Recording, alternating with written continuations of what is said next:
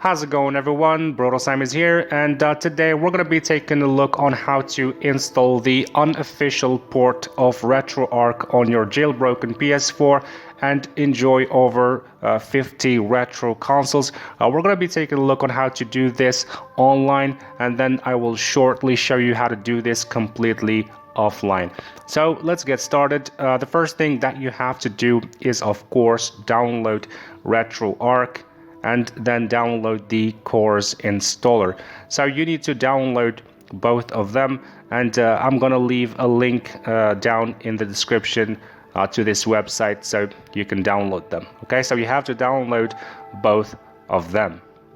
Once you have them both downloaded to your computer, send them to a USB flash drive and then install them on the PS4 like you install games and apps. So however you decide to do this, whether through remote package installer or the PS4 Explorer homebrew app, just install both of them, okay?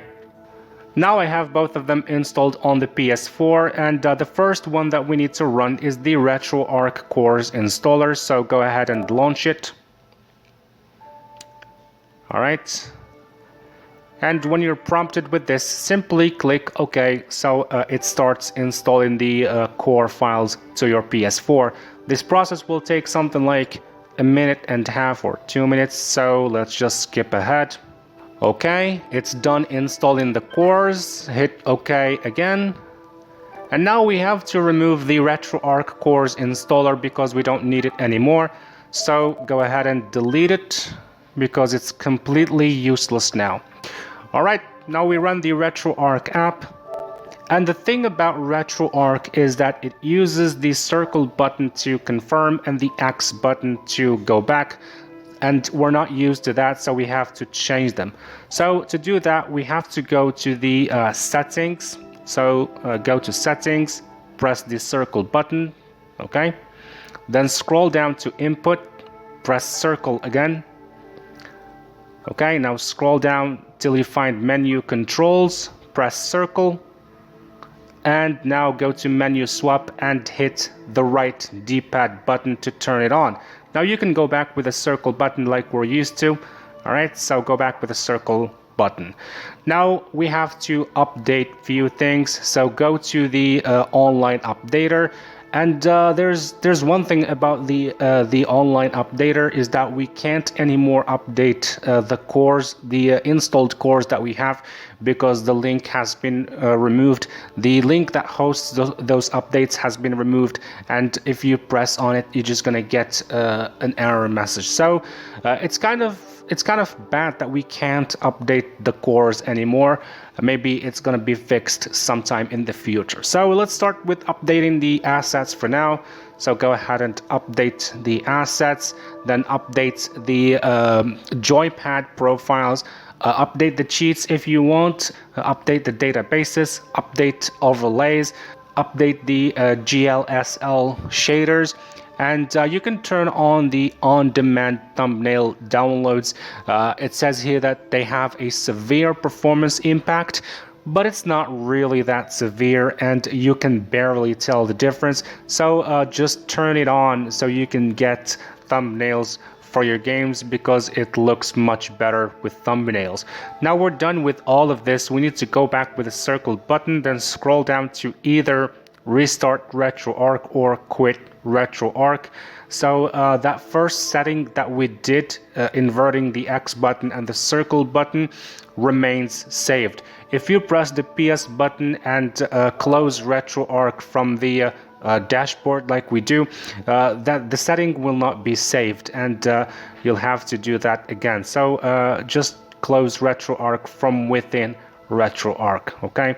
Now we get to the part of adding games to RetroArch. To do that, you have to scan the folder that you have the ROMs on it. This folder can be either placed inside the internal storage data folder or on a USB drive. So you have to place that folder that is full of ROMs on a USB drive or within the data folder on the PS4. So let's go ahead and add some ROMs to the internal storage. I'm going to enable FTP server. and then go to PC and open FileZilla and connect the PS4 and PC through FTP. Now we have to send the ROM files to the data folder, okay? So ROMs have to be placed inside the data folder. You can place them on the open here on the outside, but it's really not recommended. It's best that you create a folder. So I'm just going to create a folder and name it All ROMs. I named it with an A in the beginning so I can find this folder on the top of folders when we go to RetroArch. So ROMs have to be placed inside this folder. Alright, I have few ROMs in here. I have some Game Boy Advance, some Nintendo 64, and Metal Gear Solid 1 PS1 ROMs. So just copy the ROMs inside this folder that you just created. Once you're done copying ROMs to this folder that you just created inside the data folder of the PS4, we have to copy some BIOS files. Okay, so you must have some BIOS files. I'm not going to show you how to download them, so you have to go to Google and type, for example, PS1 BIOS download, and you're gonna find it easily. Alright, so BIOS files have to be placed inside the RetroArch folder and then systems. You have to place the BIOS files here inside the systems folder. So now I'm just going to select all the BIOS files that I have and then simply copy them to the systems folder. Once you're finished copying the BIOS files to the system folder, you're done with PC and you don't need it anymore. So let's go back to the PS4. Now scroll down to import content, then go to scan directory. Okay, then go to data and go to the folder that you just created. I'm gonna start with the Nintendo 64, so open that folder and hit scan this directory. Okay, now I'm gonna go back with the circle button to the main page to see if it has appeared, and as you can see, Nintendo 64 has appeared here. Okay, now let's just go back and scan another folder. Okay, go to the data folder that we just created, Game Boy Advance, and scan this directory. Okay, go back to see if it has appeared, and it has appeared here, and also fetched the thumbnail of the game automatically, so it kind of looks nicer than it did before. Of course, you can scan the entire folder that you just created inside the data folder, but I just chose to do this individually. Okay, I'm just gonna scan the PS1 directory. Now this one will take a bit longer because we have like a 1 GB ROM inside of it. And also remember, the more ROMs that you have inside the folder, the long the scanning will take. Okay, so make sure that you scan one ROM if you want to play that game. Don't go around scan the entire folder because you're going to be waiting a long time. If you have like a collection of 5 GB ROMs, this is going to take a long time. So Metal Gear Solid has appeared here nicely with the thumbnail, and now we're gonna go and run the first game. So we're gonna run Paper Mario, click on X, and then click on Run, then select a core and press X so the core gets set. Of course, you can change the core by going to Reset Core Association, so you can choose a different core. Now some cores maybe will have some audio issues or some graphical issues, so you'll have to come back here, reset the core association, and then choose another core when you launch the game. So simply click on Run to launch the game, and as you can see, the game has booted successfully. Now I'm just going to skip ahead a bit to show you some of the settings. Now you show up this quick menu page by pressing the Start button and the touchpad button both at the same time. So press both of them, touchpad and start, both at the same time to show up this menu. Now let's try one of the features, which is save state. This feature will allow you to save the game, and then next time you launch it, you just load it and you pick up where you left off. So let's save it, and then press start and touchpad to show the menu, and close the content. Now we're gonna run it again. Okay. And then we'll try to load the save. So run it, and it's not going to ask you for a core because a core is already chosen. Now we have to load the state. Click on load the state. And as you can see, the game picked up where we left off. So this is a great feature to like save your game and then load it instantly. You can also change many other settings like the resolution and aspect ratio and a bunch of graphics settings, but I don't recommend that you set the resolution way too high, because if you do, you're gonna have some significant performance issues, and the higher you set the resolution, the slower the games will be. So really don't set this way too high, and just keep it at 540p or something like that, 480p, so you can play games smoother. You can also change like the anti-aliasing. You can turn it on and turn it off. Overall, you can just play with those settings here and see which ones work best for you. So yeah, that's all for now. Let's just close this and go and try to run another game. So again, from the main menu, we scroll down to the emulated system, then select the game we want to run, press X to run it, select a core, okay, then press X to set this as the core and hit run. Now the game has booted, so I'm just gonna close it now and try to run a PlayStation 1 game now, which is Metal Gear Solid. So go to PlayStation, select Metal Gear Solid, press X, press run, and sometimes you just have to find the core yourself. In this case, we have to find Sony PlayStation, which is right here, as you can see, PCSX. Okay, click on it, click run, and the game should boot fine. Now there's something that I want to show you, which is the video scaling in the RetroArch settings. Some games don't have those video settings from the quick menu, so you have to change the video settings from the RetroArch settings. So you have to go to settings, then go to video, and then go to scaling, and make sure that the integer scale is turned off. Okay, if you turn it on, you're gonna have some black stripes on the left and the right, so make sure it's off.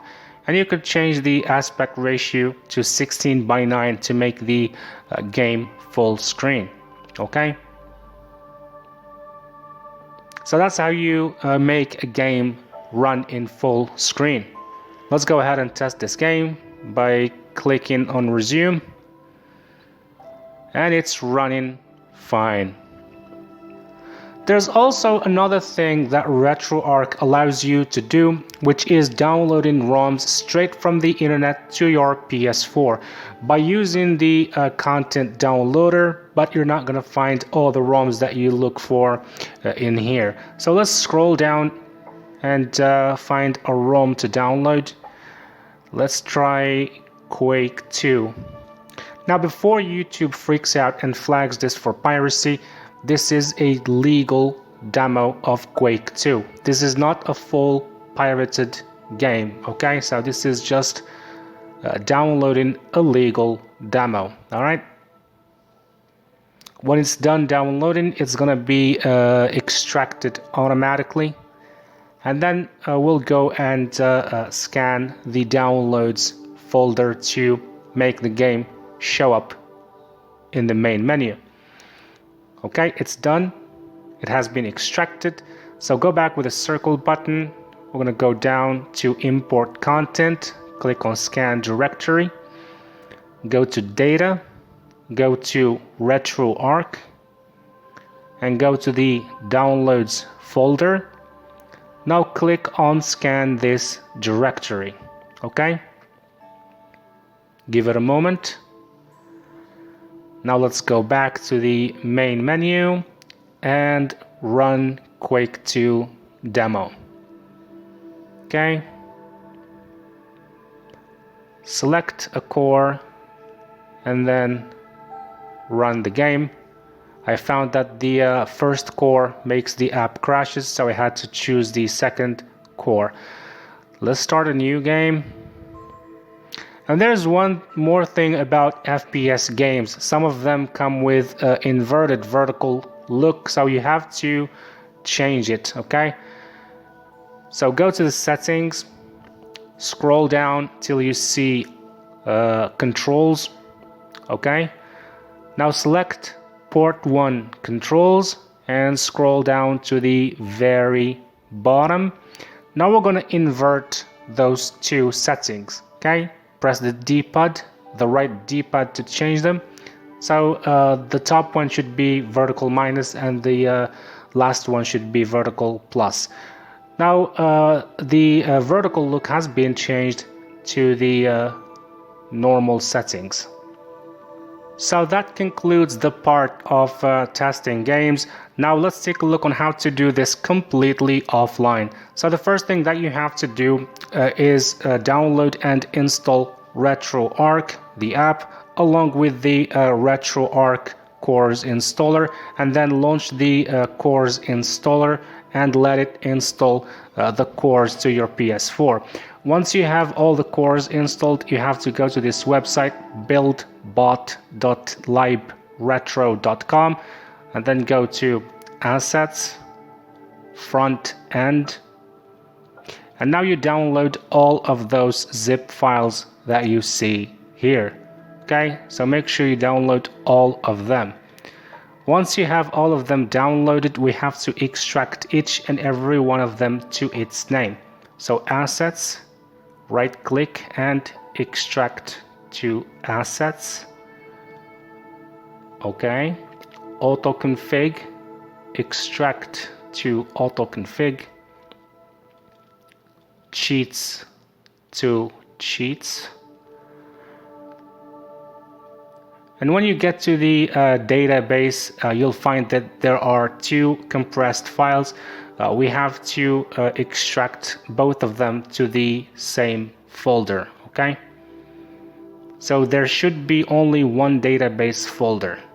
So right click, extract to database cursors, and then extract to database RDB or whatever. Now we'll simply cut all the contents of this database folder and paste it in the other folder. Now we simply rename it to database and nothing more than database, okay? Just database. Remove this, doesn't matter, we don't need it. Now extract info to info, overlays to overlays, those ones are easy. Now we get to the shaders folders, and we can see that there are three files. So we have to extract all of them to one folder called shaders, okay? So make a folder called shaders and extract the contents of those three compressed shaders files to it, okay? Extract all of them here in the shaders folder. You may get prompted with the option to overwrite files. Just overwrite them and don't worry about it, okay? Get rid of the zipped files. Now we connect the PS4 and PC through FTP, and then go to Data, RetroArch, okay? And now you simply select all of those folders. All right, drag them and drop them inside the RetroArch folder, okay? I'm not gonna do that because I already have the files in the RetroArch folder, so let me just show you. Here they are. I already have them installed through the internet. So for you, you're gonna find an empty folder, so you have to drag and drop those folders in here inside the RetroArch folder.